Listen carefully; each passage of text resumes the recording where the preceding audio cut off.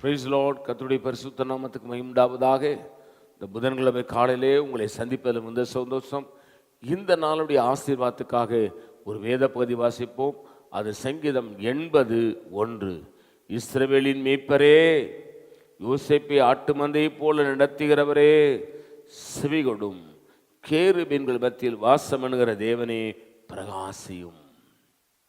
நம்முடைய தேவன் இஸ்ரவேலின் மேய்ப்பராயிருக்கிறார். யோசேப்பை ஆட்டு மந்தையை போல நடத்தினார். ஒன்றுமில்லாமல் தன் தகப்பன் வீட்டை விட்டு இந்த யோசேப்பு எகிப்தினுடைய கையில் விற்கப்பட்டு அங்கே போத்திபால் வீட்டுக்கு போய் அவன் வேலை செய்து கொண்டிருந்தான். அவனை ஆண்டவர் அந்த தேசத்தில் பிரதம மந்திரியாய் உயர்த்தினார். அதான் வேதம் சொல்கிறது, யோசேப்பு ஒரு ஆட்டு மந்தை போல நடத்தினீர். இஸ்ரவேலின் மேய்ப்பரே. இன்றைக்கு உங்களுக்கும் எனக்கும் நல்ல மேய்ப்பர் இயேசு கிறிஸ்து.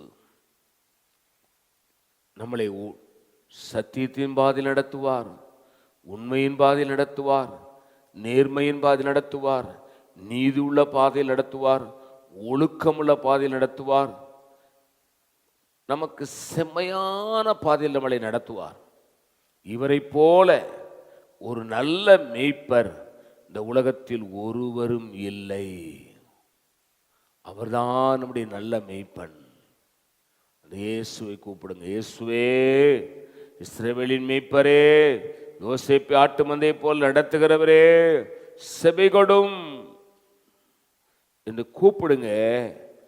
அவர் உங்களுக்கு செவி கொடுக்கிறது மாத்திரமல்ல, உங்களை பிரகாசிக்க பண்ணுவார். சமுதாயத்திலே, சொந்த பந்தங்கள் நடுவிலே, உறவுகள் நடுவிலே, இருக்கிற இடத்துல, வேலை செய்கிற இடத்துல, எல்லா இடங்களிலும் உங்களை பிரகாசிக்க பண்ணுவார். இயேசு கிறிஸ்து அப்படி நல்ல தெய்வம். நான் உங்களுக்கு ஆட்சேபிக்கிறேன். பரிசுத்த பிதாவே, நீங்களோடு பேசின நல்ல வார்த்தைகளுக்காக ஸ்தோத்திரம். இந்த வார்த்தையினுடைய ஆசீர்வாதம் இயேசு நாமத்தில் பிதாவே, ஆமேன். God bless you. கர்த்தர் உங்களை ஆசீர்வதிப்பாராக.